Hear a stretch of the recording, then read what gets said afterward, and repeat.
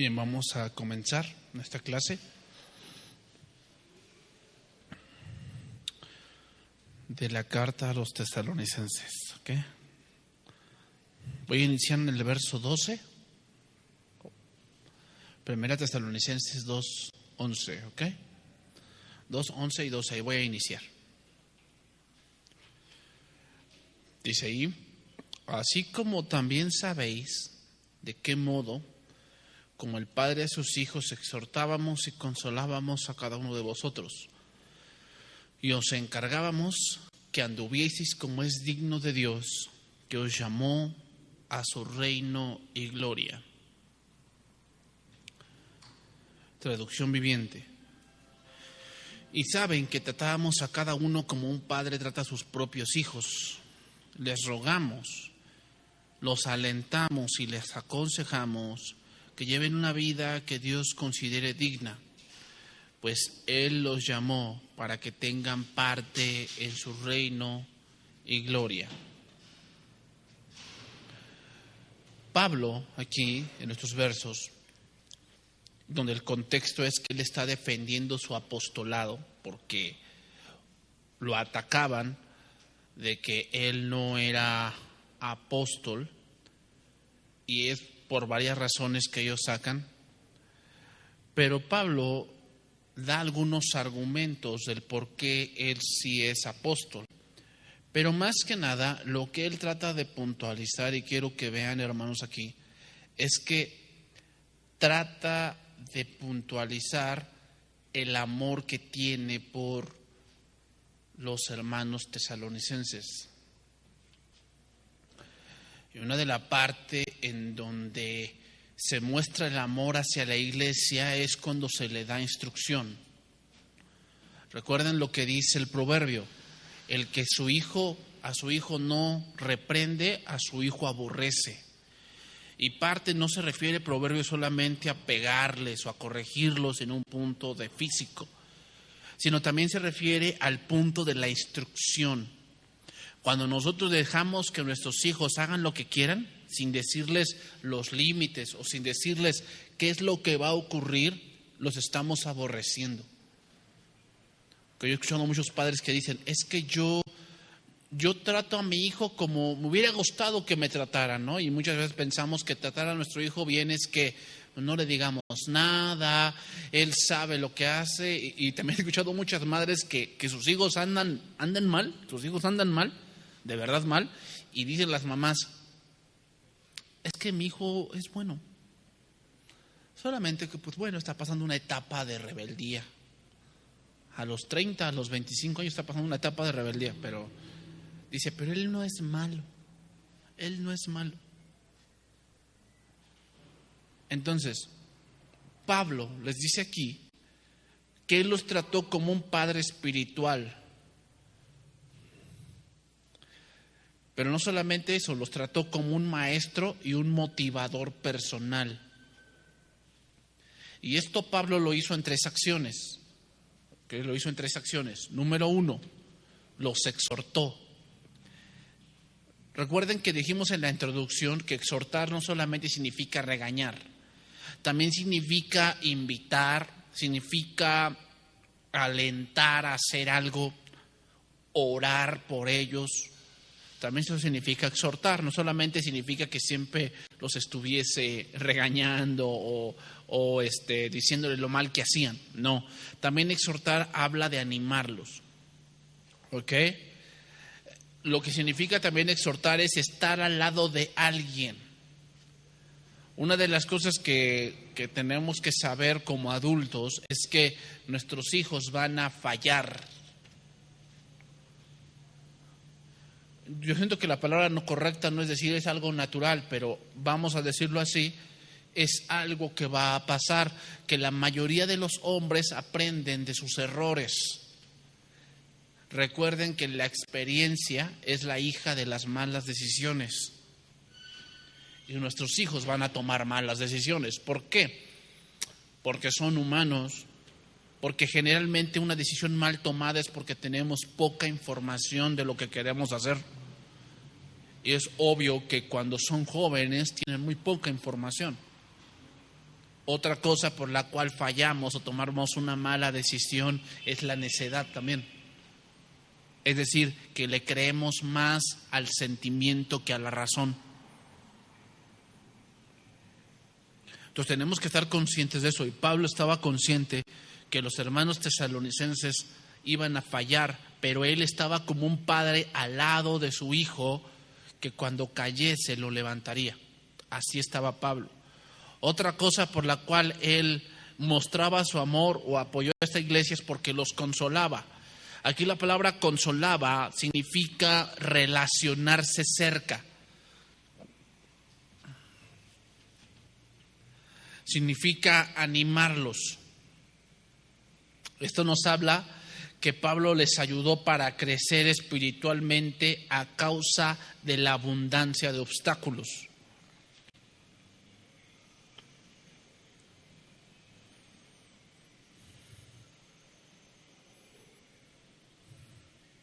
Habla, hermanos, de restaurar el ánimo de forma cariñosa y compasiva. ¿Por qué?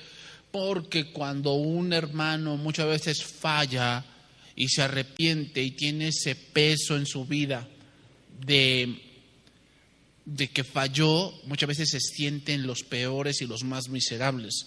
Y es ahí cuando uno como hermano, como pastor, como padre, tenemos que alentarlos a que se levanten y sigan adelante, que no son los primeros ni los últimos que han caído en ese error.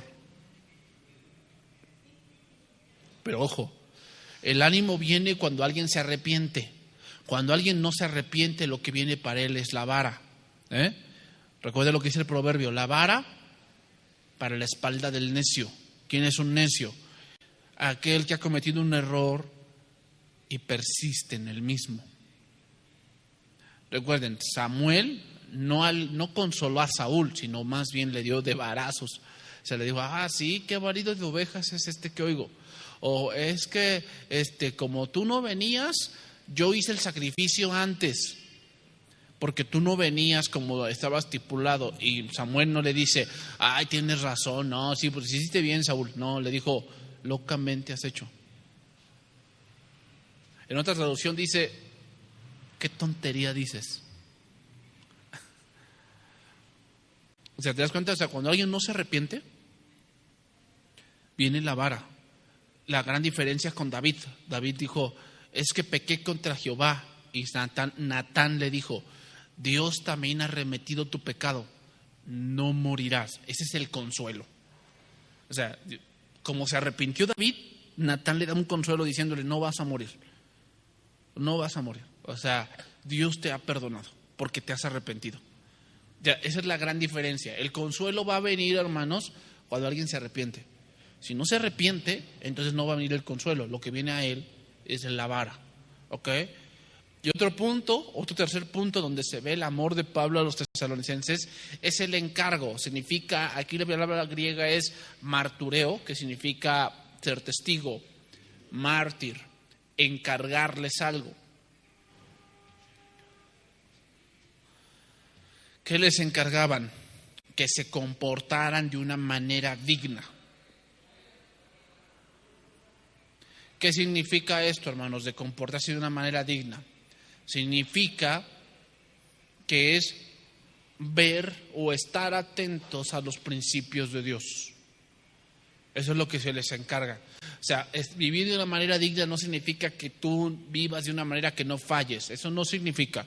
Significa que tú vivas para la gloria de Dios. ¿Qué es vivir para la gloria de Dios? Significa que lo primero en tu vida sea Cristo. Sea Cristo. Que busques hacer su voluntad.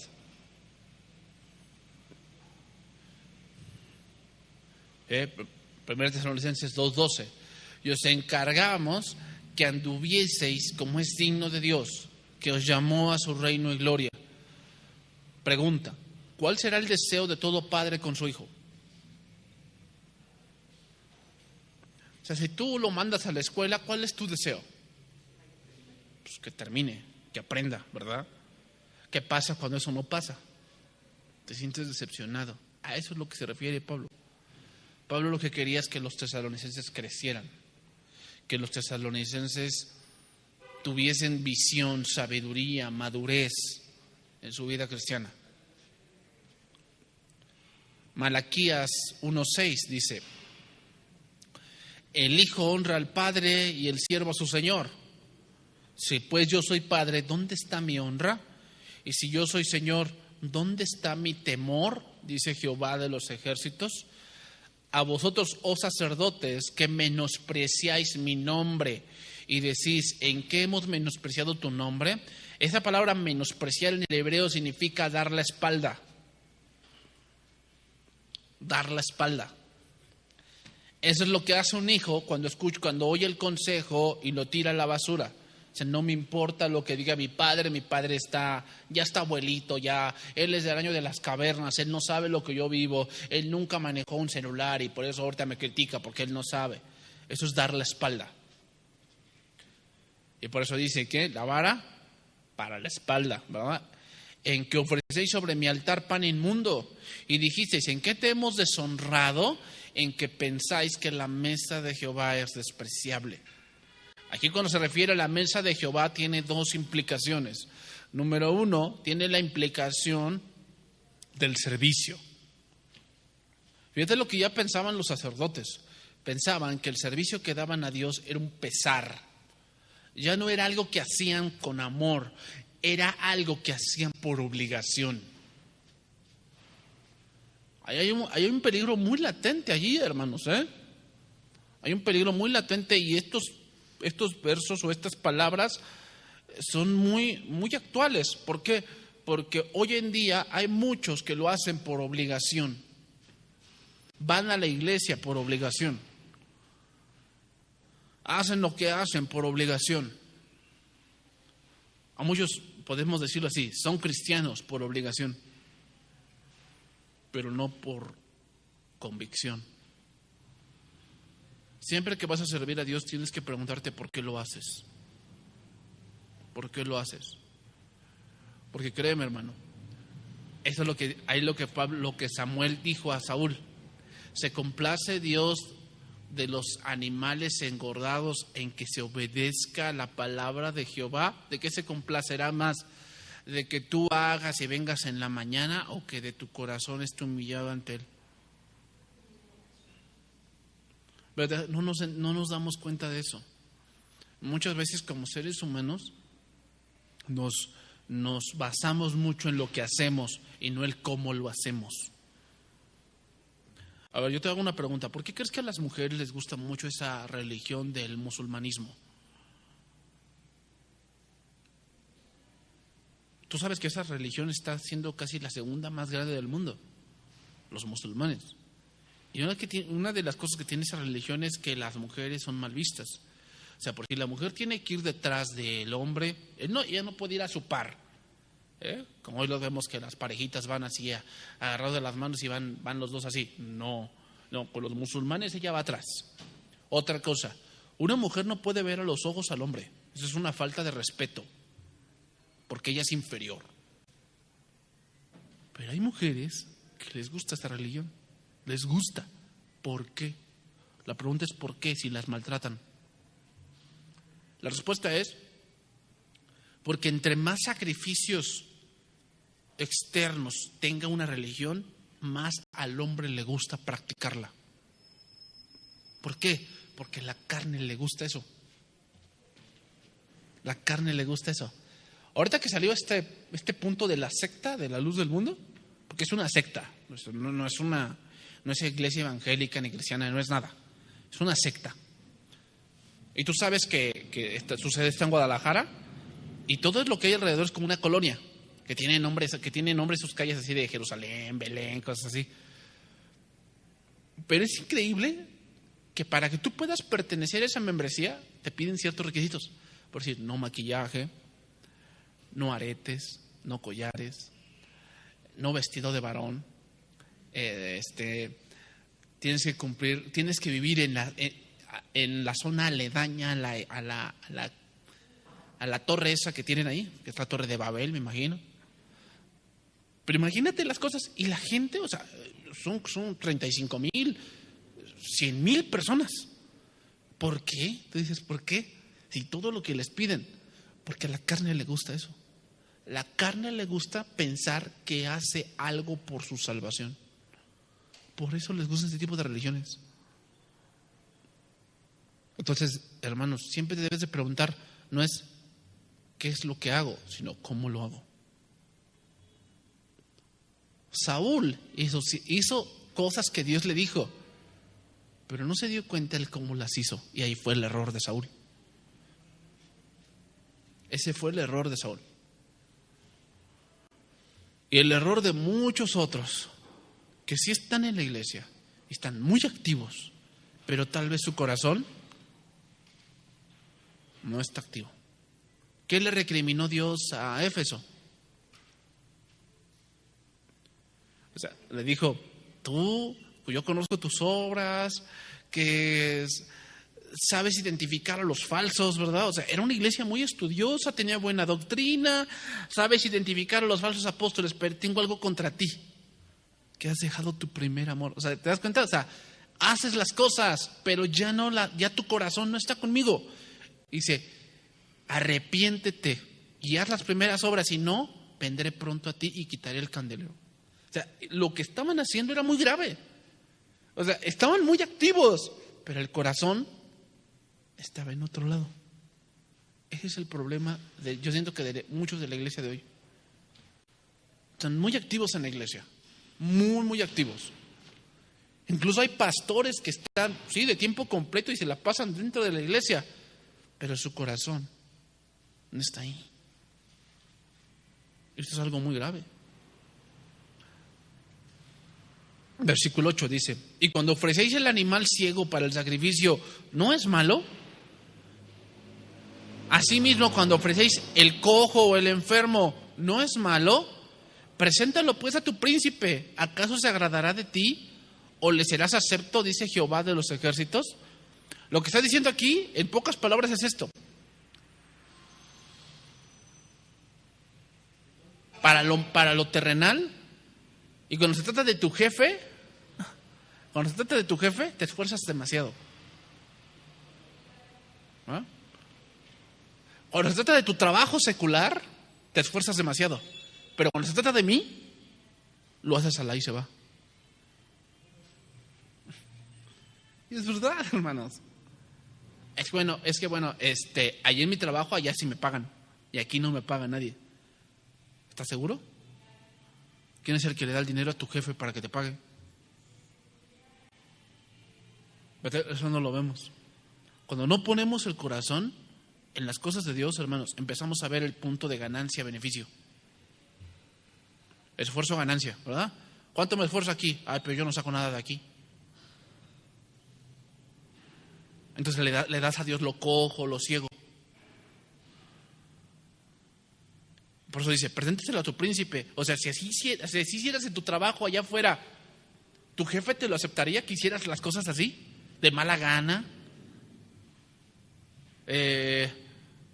¿Hablando entre dientes?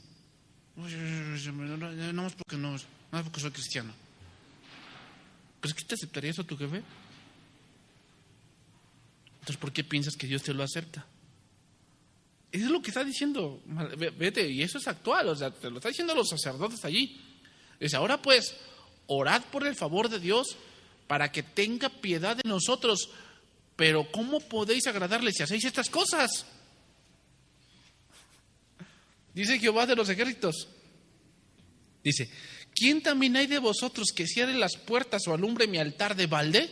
O sea, ¿hay alguien que trabaja en el tabernáculo y se quede sin comer? ¿Qué significa? Yo no tengo complacencia en vosotros, dice Jehová de los ejércitos, ni de vuestra mano aceptaré ofrenda. Lo que está diciendo es que a pesar de lo que están haciendo, yo no los he abandonado. Dice, porque de donde sale el sol hasta donde se pone, es grande mi nombre entre las naciones.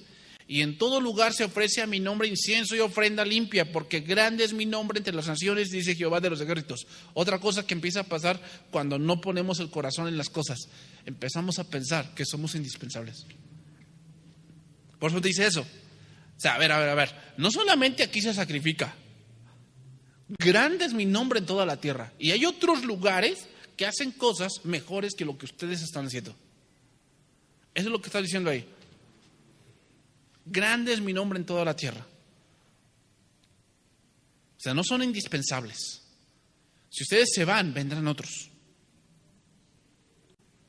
Dice, y vosotros lo habéis profanado cuando decís, inmunda es la mesa de Jehová, y cuando decís que su alimento es despreciable. Además habéis dicho, oh, qué fastidio es esto, y me despreciáis. Ay, otra vez domingo. Ay, otra vez me toca la lección. Ay, otra vez me toca predicar. Ay, otra vez. Oh, qué fastidio es esto. Ahí está diciendo eso. Dice Jehová de los ejércitos, y trajisteis lo hurtado, o cojo, o enfermo, y presentasteis ofrenda. ¿Aceptaré yo eso de vuestra mano? Dice Jehová.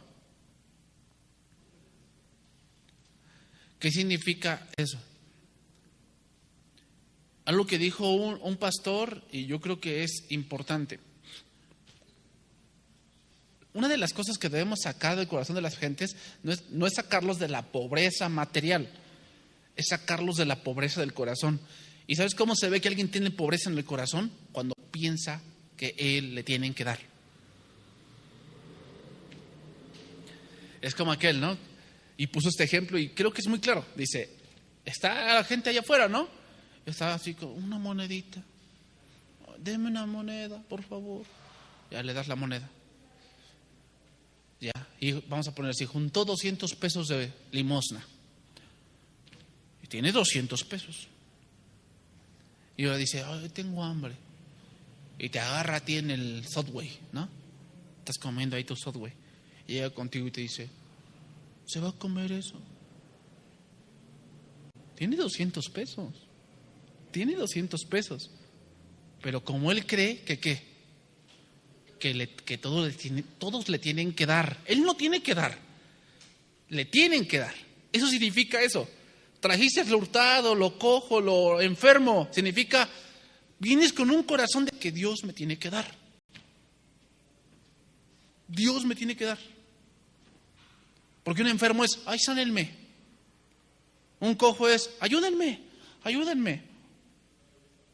Uno que le robaron es, pues, resársanme, ¿no? Es lo que piden ahí al pejejito, ¿no? Ay, me robaron, ayúdenme. ¿Por qué? Me tienen que dar. Me tienen que dar. ¿Te das cuenta? O sea, ¿de qué sirve que lo saquemos de la pobreza económica si tienen pobreza en el corazón? Y es que la pobreza en el corazón es que pienso que me tienen que dar. Yo no tengo que dar, me tienen que dar. Eso es pobreza en el corazón. ¿Te das cuenta? O sea, ya juntó 200 pesos, ahorita llega contigo, se va a comer eso. Y tú dices, bueno, ya, tómaselo. Pues ya. ¿Por qué? Porque él piensa que le tienen que dar. Ese es el punto de muchos. ¿Aceptaré yo eso?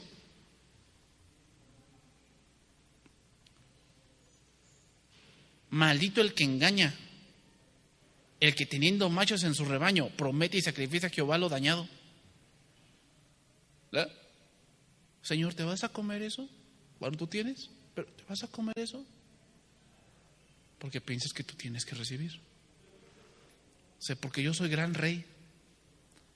¿Tú has visto otras películas? Cuando alguien llegaba a la corte real, iba a pedir algo, pero ¿qué llevaba? Un presente. Un presente, ¿no? Oh gran rey, te traemos este presente y pidiendo un favor. Pero primero daba, porque era un rey grande. ¿Qué hizo la reina de Sabá cuando llegó? Le trajo regalos, pero ¿cómo se fue? Más enriquecida que lo que trajo. Porque cuando te ibas con un rey, no ibas solamente a recibir, ibas a dar. Pero muchos hoy piensan que ¿qué? Que Dios les tiene que dar.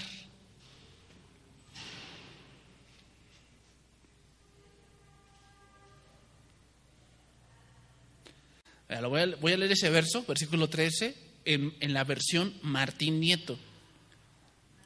Martín Nieto, así se llama esa versión.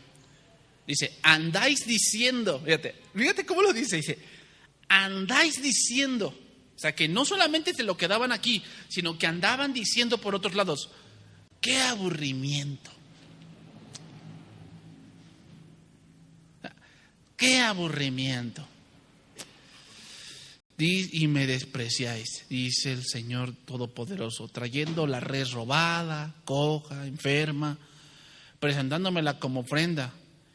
¿En qué puedo yo aceptarla?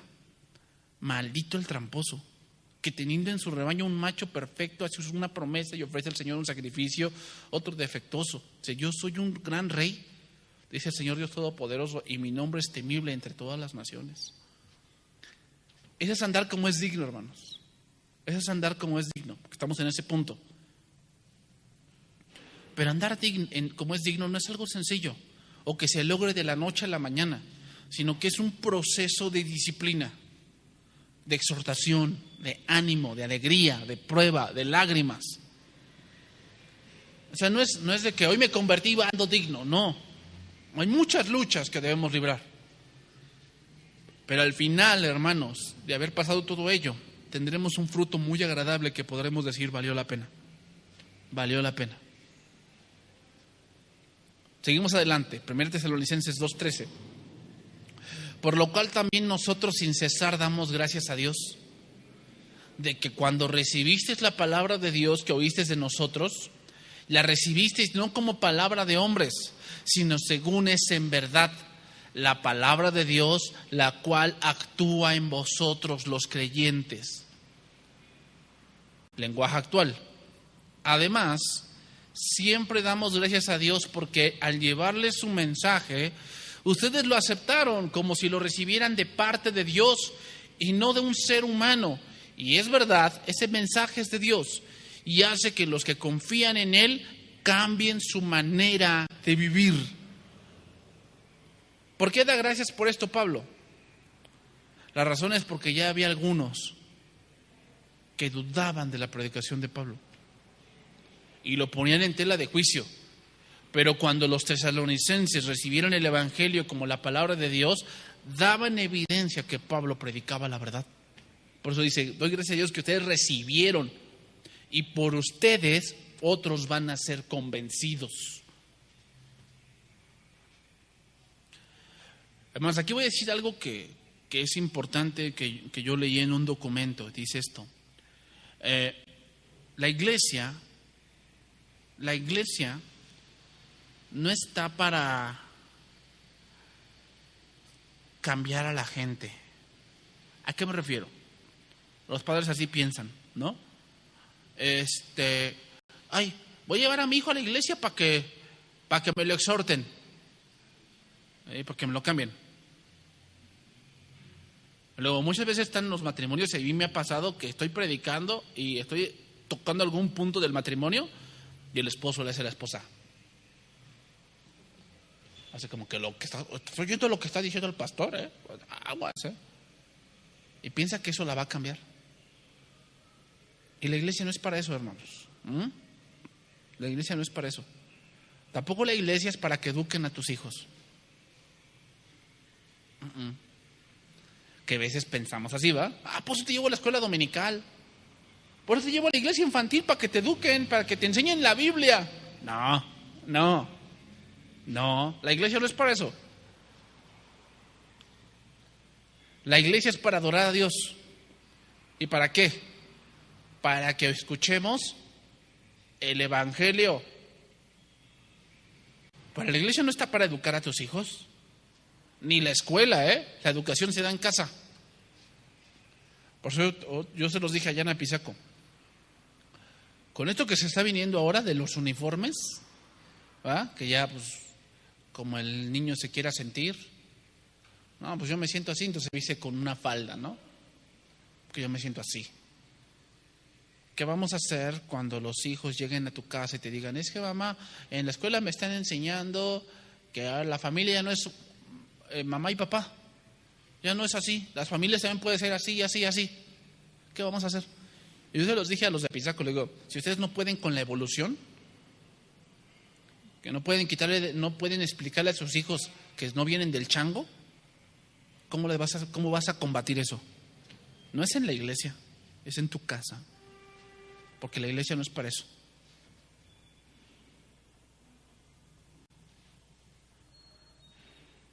Lo que cambia a las personas, aquí como lo dice, es el Evangelio. El Evangelio. El Evangelio es el que cambia la mente, el que cambia el corazón.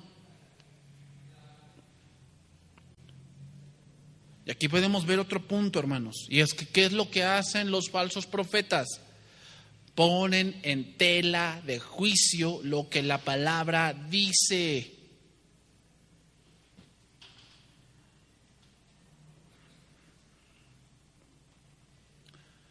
Porque algunos otros dicen, es que, bueno, los que sacan esas ideologías del género se basan en pensamientos de humanos que son ateos.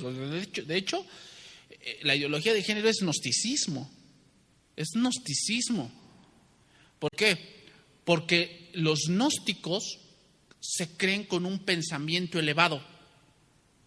Son los gnósticos. Lo puedes leer en Primera de Juan. Los gnósticos se creen tienen un pensamiento más allá. Eso también pensaban en Colosenses. Había mucho gnosticismo. Por eso Pablo escribió, Él es la imagen del Dios invisible. ¿Por qué? Porque los gnósticos decían que sí Jesús, pero había un conocimiento más elevado que Jesús. Eso es gnosticismo. Y eso es lo que hoy piensa la gente. Que dice, no, es que la gente hoy piensa que si no cree en Dios, tiene un pensamiento más elevado. Así piensa. Por eso la gente rechaza la Biblia. ¿Sabes por qué? Porque la Biblia es la verdad absoluta. Entonces, cuando te dicen, es que, bueno, dame tu argumento, pero que no sea de la Biblia. Tú lo puedes decir, ¿y cómo te voy a dar un argumento si la Biblia es el punto central de todo? ¿Cuál es el punto de referencia donde podemos iniciar un debate si no tenemos punto de referencia? Ese es el problema de la ideología de género. El problema de la ideología de género es que se basa en arena movediza, es decir, lo que yo crea y lo que yo piense y lo que yo sienta. Y así no puede regirse un debate. Tenemos que tener un punto de referencia. ¿Cuál es el punto de referencia? Lo que Dios dice. Y de ahí partimos.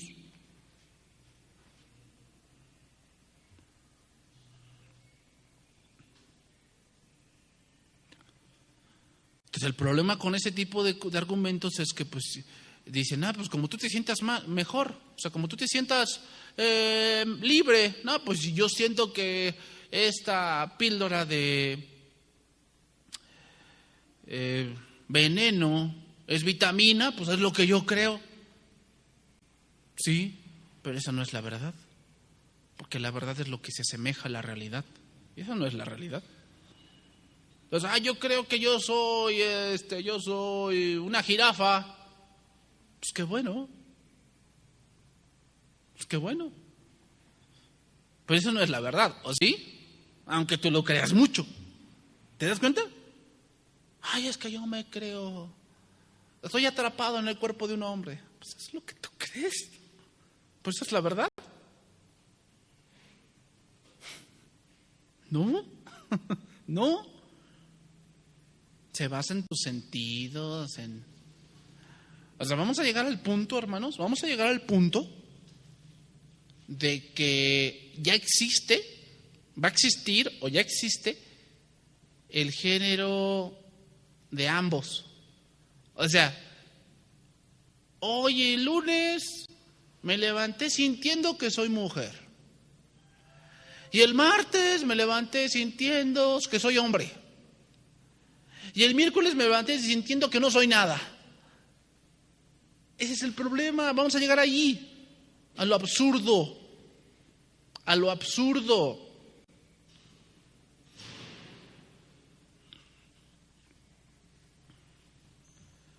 Y el Evangelio, esa es la verdad que cambia ese tipo de cosas.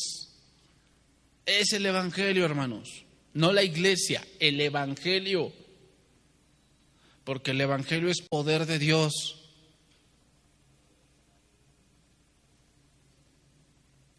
Para salvación. 1 Tesalonicenses 2:14. Porque vosotros, dice ahí, hermanos, vinisteis a ser imitadores de las iglesias de Dios en Cristo Jesús que están en Judea.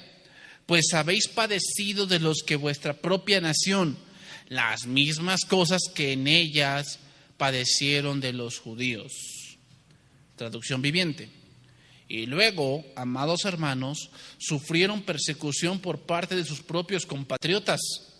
De esta manera, imitaron a los creyentes de las iglesias de Dios en Judea, quienes por su fe en Cristo Jesús sufrieron a manos de su propio pueblo, los judíos.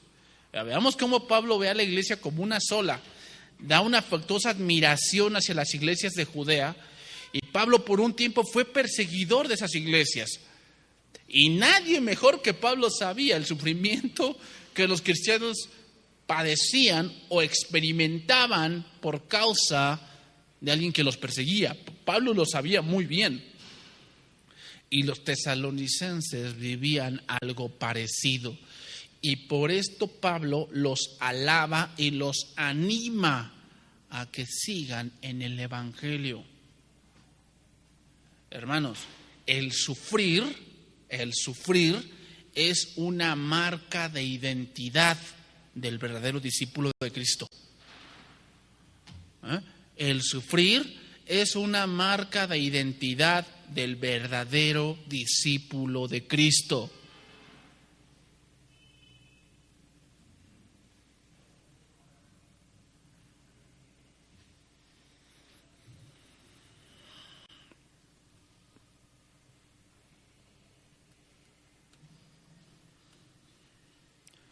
Continuamos. 1 Tesalonicenses 2:15. Los cuales mataron al Señor Jesús y a sus propios profetas, y a nosotros nos expulsaron, y no agradan a Dios, y se oponen a todos los hombres, impidiéndonos hablar a los gentiles, para que estos se salven. Así colman ellos siempre la medida de sus pecados, pues vino sobre ellos la ira hasta el extremo. Traducción viviente. Pues algunos de los judíos mataron a los profetas y otros incluso mataron al Señor Jesús. Ahora también nos han perseguido a nosotros. Ellos no agradan a Dios y actúan en contra de toda la humanidad al tratar de impedir que prediquemos la buena noticia de salvación a los gentiles. Cuando hacen esto, siguen amontonando sus pecados, pero la ira de Dios por fin los ha alcanzado. Parece esto, hermanos, una transición abrupta cuando comienza su crítica hacia los judíos, Pablo mismo. Pero, hermanos, podemos decir esto: los judíos incrédulos eran la antítesis de los creyentes en Tesalónica. O sea, alguien que no cree, y Cristo mismo lo dijo: el que no es conmigo, contra mí es, ¿verdad? Entonces, los judíos incrédulos eran la antítesis de los creyentes en Tesalónica.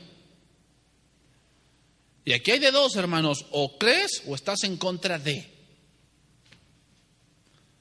Esos, aunque digan, no, yo respeto todo. No, yo cada quien, yo respeto. Aunque digan eso, yo le dije a mi mamá, estábamos viendo eso en la televisión, y preguntaban sobre ¿qué crees que pasa esto como de lo que pasó con el apóstol de la luz del mundo? Y dijo él, bueno, pues yo no sé mucho de eso, pero cada quien, ¿no? O sea, yo respeto. Yo le dije a mamá, esos que dicen yo respeto, cuando se enfrentan con un cristiano, la frase típica que dicen es, ¿y eso que son cristianos? Pues no que respetas. ¿No que respetas?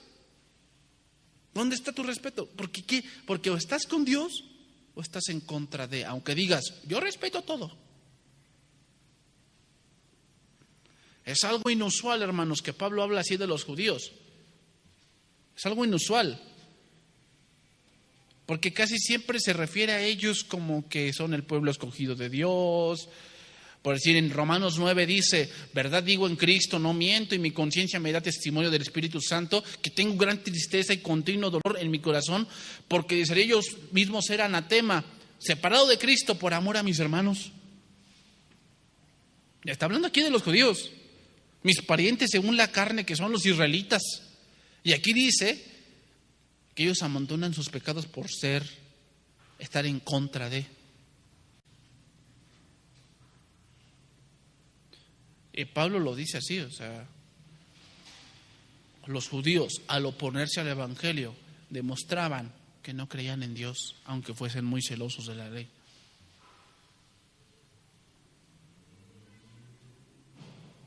Hermano, oponerse a la iglesia de Cristo se muestra en tres cosas que aquí lo dice Pablo, en tres cosas. Número uno, rechazan la palabra de Dios. Eso es algo marcado. Y eso pasa, hermanos, incluso dentro de la iglesia, dentro de las congregaciones, hay gente que rechaza la palabra de Dios, la rechaza, aunque esté dentro.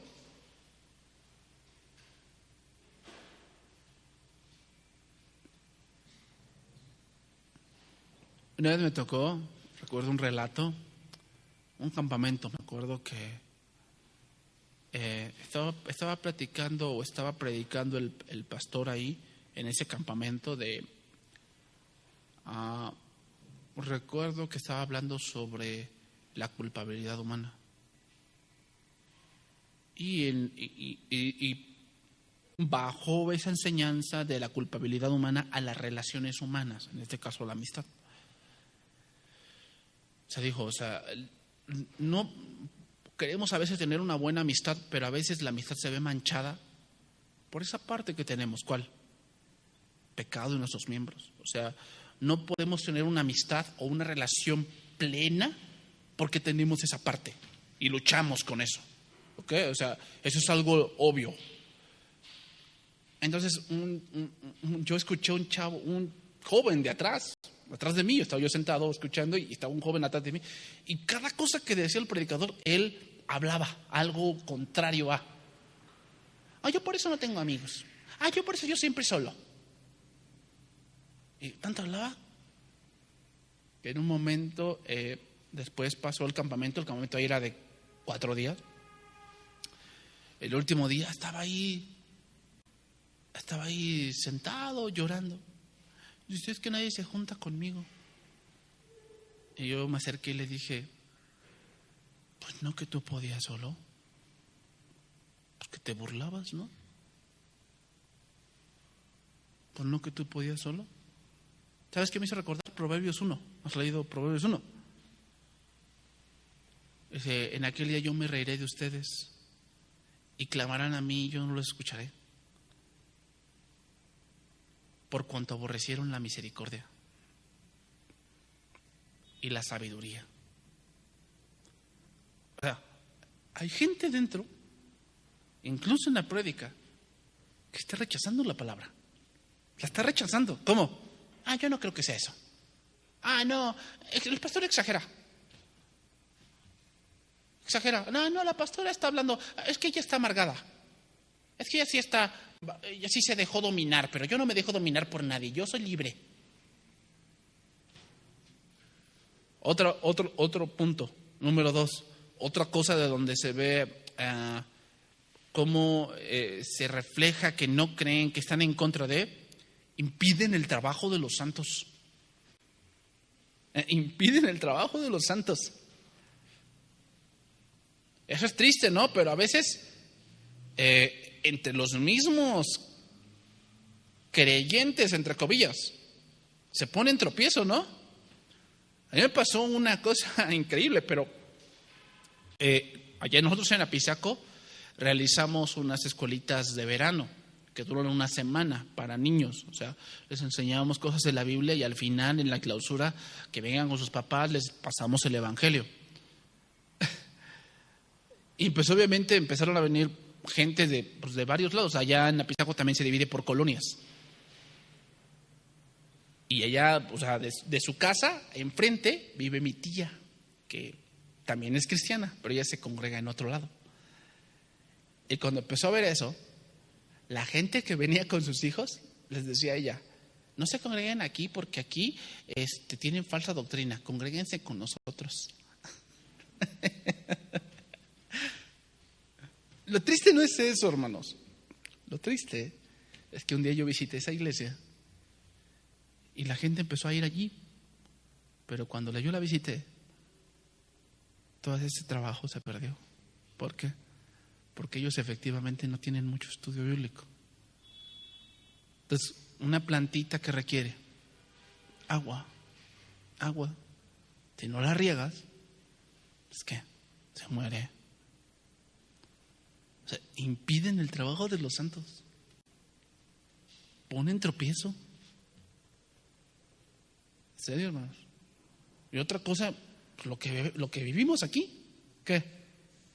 Impiden el trabajo de los santos, ¿cómo? Levantando malas sospechas, levantando acusaciones falsas. O sea, impiden el trabajo. ¿Eso de qué habla? De que hay odio. Y otro punto, el tercer punto donde se ve que hay odio igual. Dan juicio y castigo. Recuerden que en la palabra juicio hay dos palabras griegas, crino y diacrino. La palabra crino se utiliza como juicio de discernir. Diacrino es un juicio que solamente Dios puede hacer. O sea, yo no puedo decir, tú te vas a ir al infierno. No, yo te puedo decir nada más, si no te arrepientes, si no crees en Jesús, te vas a ir al infierno. Eso sí puedo decirlo. Pero decirte, no, pues porque tú no das tus diezmos, tú te vas a ir al infierno. No puedo decir eso. Eso es un diacrino, no puedo. Crino significa como Pedro. Tu dinero perezca contigo. No, eso fue lo que dijo Pedro. Tu dinero perezca contigo porque piensas que el favor de Dios se consigue con dinero. Juzgó o discernió la intención, pero jamás le dijo que se iba a ir al infierno. Eso no lo podemos hacer. Pero estas gentes sí lo hacen. O sea, toda esa gente, toda esa iglesia es falsa. O sea, yo digo que esos hombres de la luz del mundo son una secta porque me consta, porque ellos dicen que solamente ellos tienen la verdad y fundamentan todo en un hombre. Eso es una secta. Pero yo no puedo decir, la iglesia de allá, como tiene nada más 10 personas, pues esos no tienen a Dios. A ver. Calmantes montes, o sea, a ver, vamos a... O sea, eso no quiere decir nada. O sea, el número no quiere decir nada. Porque ¿con cuántos se quedó Jesús? De una multitud de 5,000. Con 12 y uno era diablo. Entonces Jesús no, pues, también estaba bien, más para allá que para acá. ¿Te das cuenta? O sea, no podemos hacer eso. Pero estas gentes sí lo hacen. Era tanto el odio de los judíos que mataron a Cristo y llevaron a cabo el plan de Dios para nuestra redención.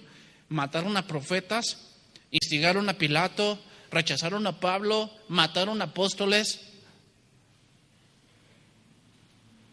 Y aún con todo eso, los tesalonicenses habían demostrado perseverancia en el sufrimiento y salieron victoriosos de la esperanza de la gloria eterna.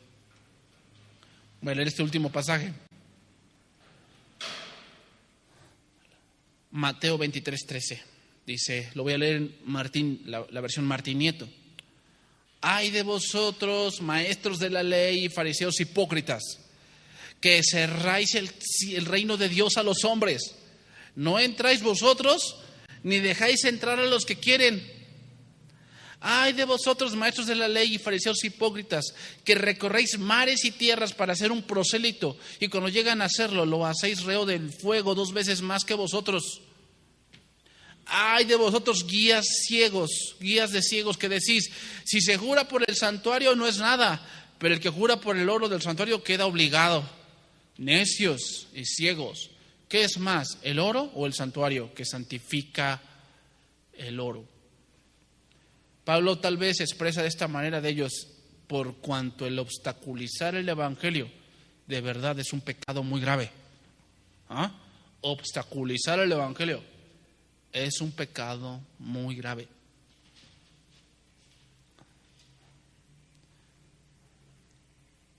Por eso, como dijo Gamaliel, ¿no? Se lo dijo en ese consejo. tenemos que discernir bien, no sea que nos encontremos luchando contra Dios. O sea, cuando vamos a poner algo, pues hay que discernir bien, no sea que nos encontremos luchando contra Dios. Aquí le vamos a dejar 1 Tesalonicenses 2:16.